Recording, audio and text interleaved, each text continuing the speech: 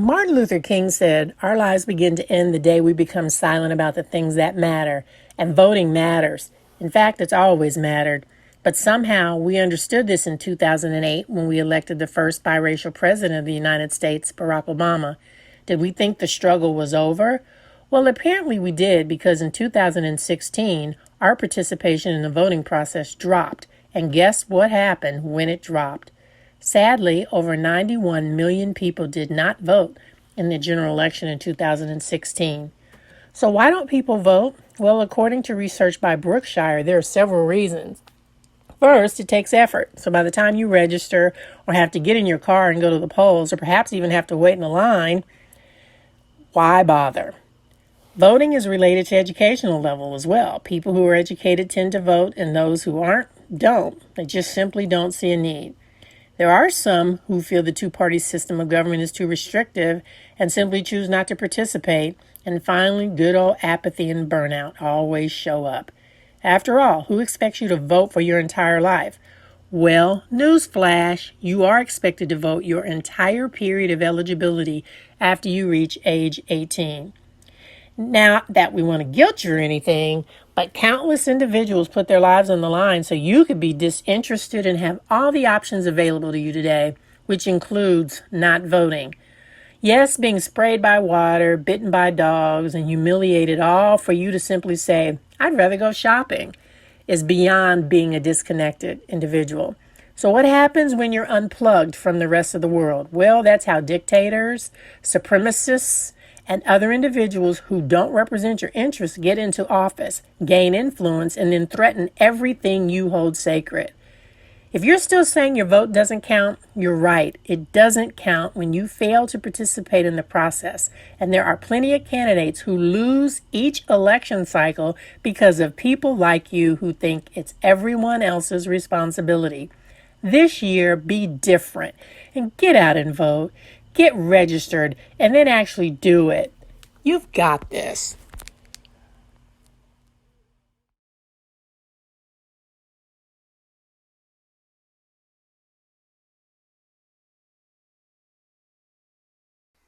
I want to speak to you about our right and our responsibility to vote. The premise for what I'm going to say is Pastor Adele Khan's acrostic definition of vote, a vehicle of transformation and empowerment. The proposition that I'm making in the time we're sharing together is that ability to vote as an African American citizen of the United States is a hard-fought and precarious right imposing on all who qualify an incumbent responsibility to protect that right and to exercise it to the fullest extent possible.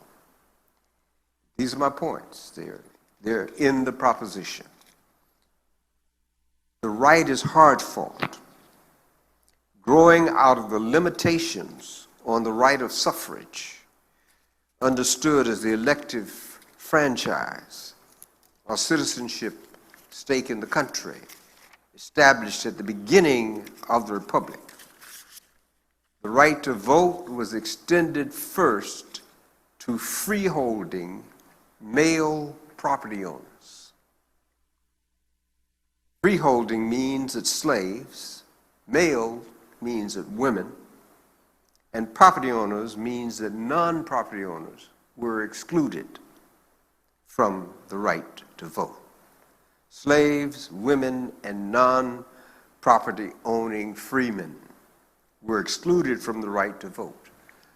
Ironically, and that's significant right now because we are in the midst of another census, all of the latter, women, men, and slaves, were included in the census for the purpose of distributing representation among the states in congressional districts. And we remember this, that the way slaves were counted was particularly dehumanizing, because that's where we get the 3/5 formula, where we often say that the Constitution in this particular provision considers black people, African Americans, to be 3/5 human.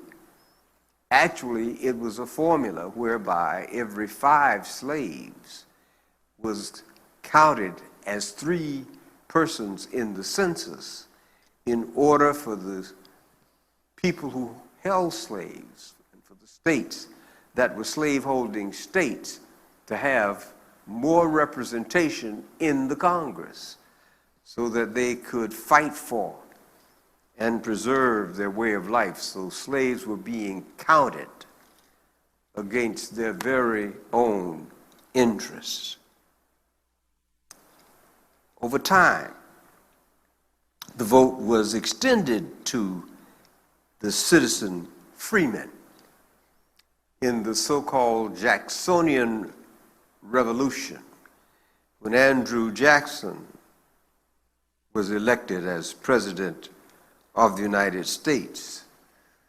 He was among the first of the populist presidents of the nation, of the country, and he was supported by a group of freeholding citizens who were claiming their right to vote. We need to understand that the right of African Americans to vote came through the cataclysm of the Civil War.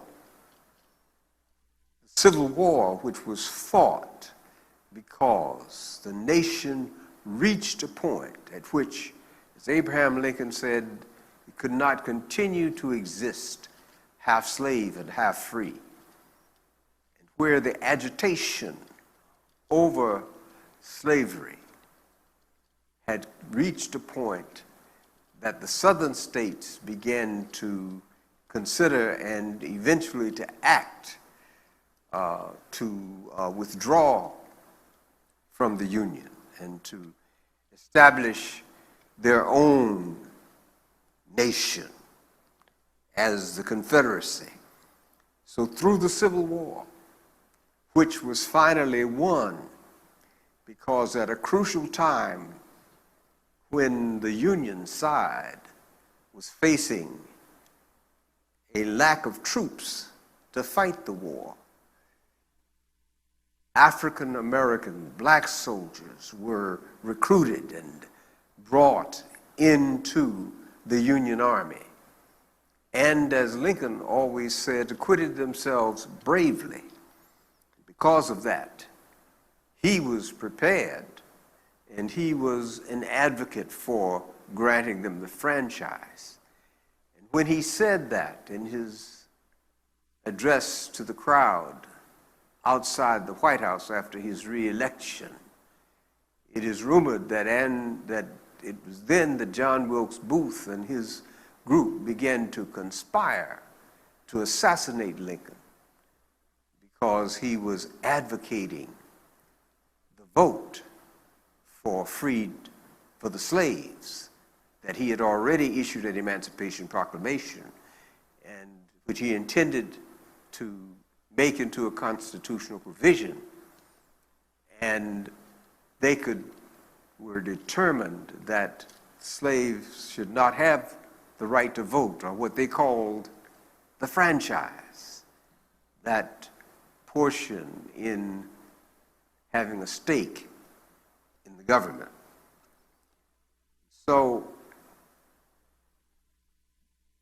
13th Amendment, which wrote into the Constitution the emancipation and the ending and abolishing of slavery within the United States, and the 14th Amendment, which established the right of citizenship and the equal protection of the laws, and the 15th Amendment, which established the right to vote, were added to the Constitution.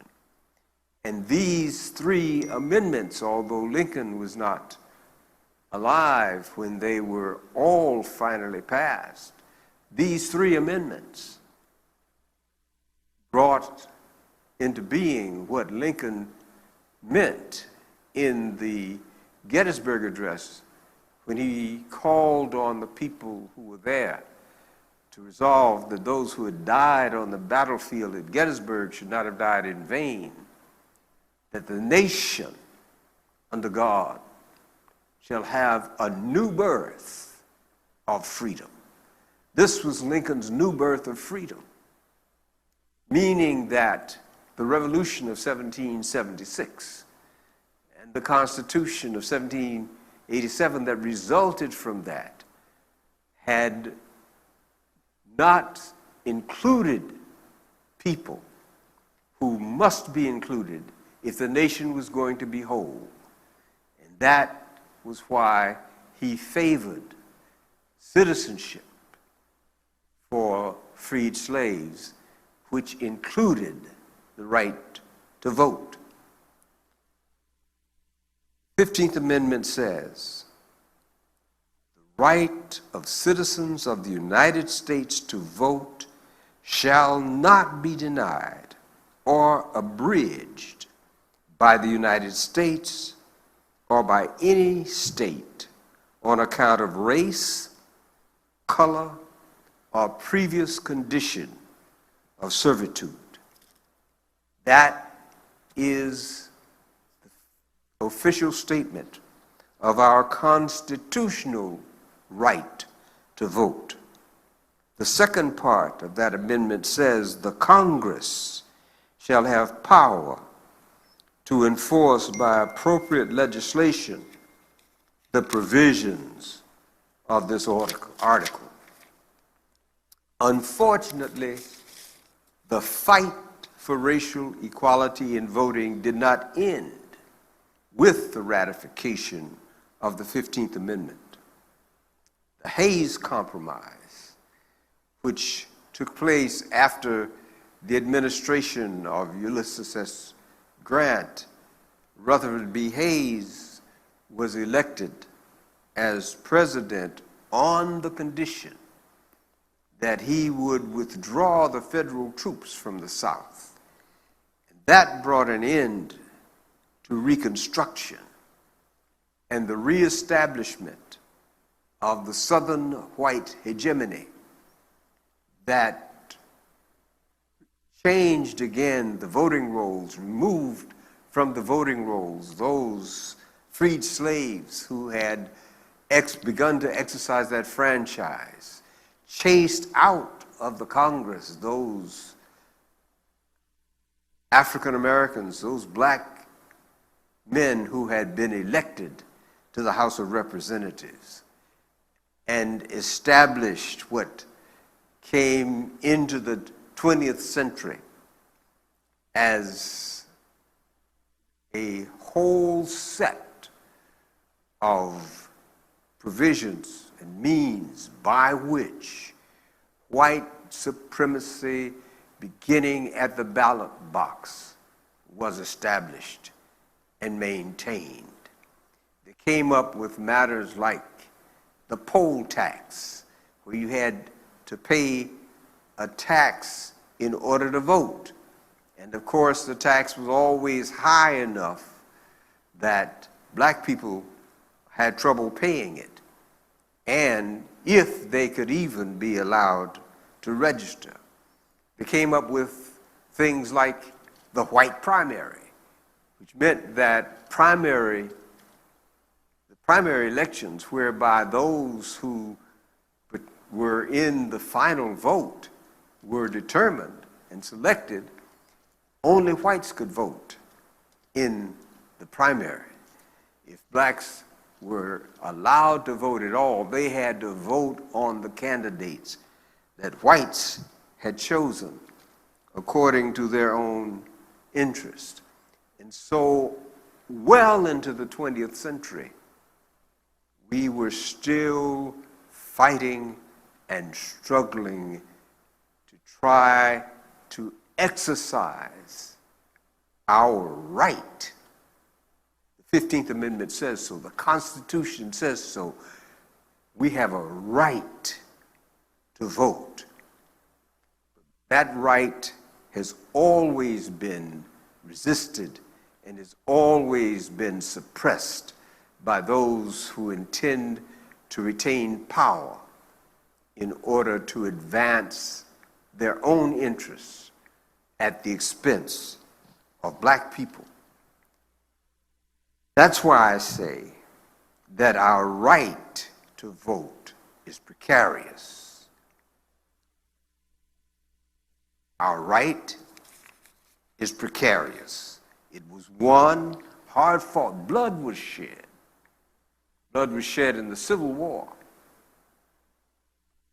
in the first instance. And then during the Civil Rights Movement, we saw recently as we watched the services honoring John Lewis, how he stood on the bridge in 1965, fully 100 years after the 15th Amendment had been ratified. He was on the Edmund Pettus Bridge marching to Montgomery in order to declare and insist on the right of black people in Alabama, particularly in Selma, Alabama, to register and to vote. Hard fought, but precarious. 100 years later, that right had not been enforced by the Congress. In 1964, as part of the civil rights legislation, the Congress did vote an act, they passed an act to ban the poll tax. But that was just one of the barriers. There were many. One I would include in that is during the time that I was a student at Morehouse College in Atlanta in the 1950s, there was what was called the county unit rule in the state of Georgia, which meant that when the votes were counted in Georgia, all the votes in Atlanta added up to one vote, which would then be related to the votes of other counties, so that it was established that they could always outvote Atlanta, which was the most populous city in the state, and of course, the most progressive city in the state. They were afraid that if Atlanta was allowed to have the full voting power that their numbers represented, they'd exercise too much influence over politics in Georgia.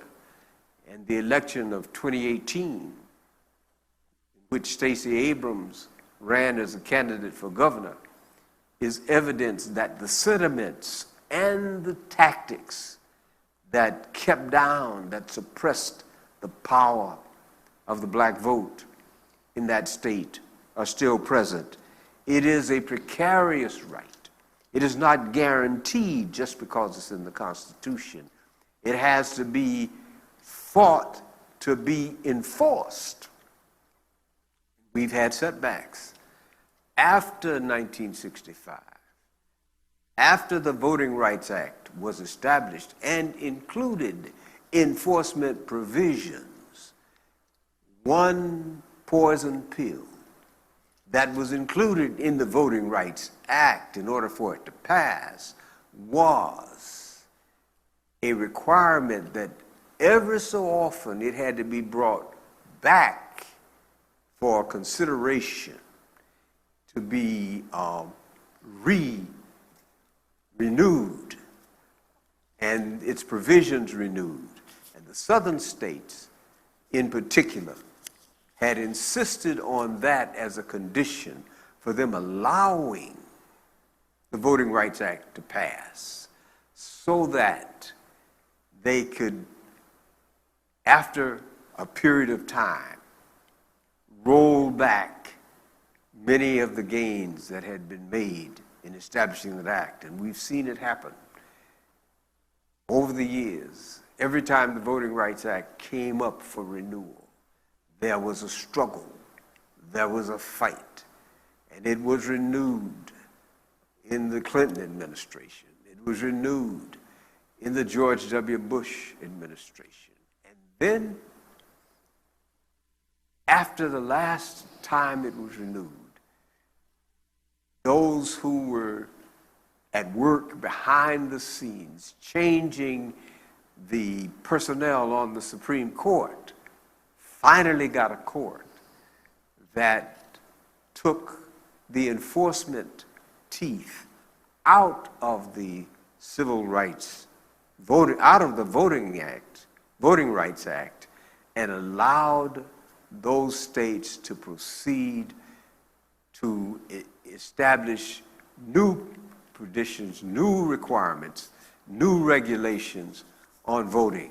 And so we've gotten the ID laws, and we've gotten all of the kinds of barriers, the ways that the election rolls are being purged, and all of the kinds of barriers, all of the kinds of tactics that are used in order to suppress the vote. We have the right, but it's precarious. And so, having the right and facing the fact that it's precarious, it is incumbent on us. We have the responsibility. We have the responsibility to fight to protect that right. I have been reminded, and on reflection, I have been amazed at how John Lewis fought so hard as a young man, 1965, still in his 20s. He suffered the brutal beating on the bridge, on the Edmund Pettus Bridge. Then, as a member of Congress, he was there for all of the fights, all of the struggles over renewal of the Voting Rights Act, and he watched as the people within the Congress and as members on the Supreme Court chipped away at the enforcement of the Voting Rights Act. And by the time he died, we were in a situation where we must renew. We need a new Voting Rights Act in order to reestablish the kinds of enforcement that breaks down and prevents the voter suppression that we have faced since the Supreme Court had, in effect, repealed the enforcement provisions of the Voting Rights Act. He saw all of that happen, but he was still there and still in the fight. And now the Congress is facing up to, and hopefully they will meet the challenge of passing a new Voting Rights Act. That act will bear the name of John Robert Lewis. We have a responsibility to protect the right that we are given that we have in the Constitution, our God-given right to be a part of the community, and written into the Constitution and won by blood and toil. We have the responsibility to protect that right and cause of the struggle which is continuing. We have a responsibility to exercise that right to the fullest extent possible. That's where we are today. We have an opportunity. We have an opportunity. Those of us who are here in Ohio are not facing as severe attempts or efforts or means of suppressing the vote as in some other places. But the Secretary of State of Ohio has just issued a charge that there shall be no places to deposit ballots other than at the Board of Elections. There used to be other drop boxes. Removed all the drop boxes and is ready to purge the rolls of maybe 200,000 people again. They'd already been purged in the last 2 to 4 years. So we are facing a great challenge. We must fight to protect, and by all means, we must use every bit of our energy in order to exercise that right. That right is not just an option, it's a responsibility. Faces us as a mandate. And it's up to us to do those things to secure the right that we have earned and won and given by virtue of struggle and the fact of our citizenship. It is derelict of duty if we fail to put ourselves on the rolls to register and to vote and to hold those whom we vote for or those who, even without our vote, occupy office accountable for the things that they do.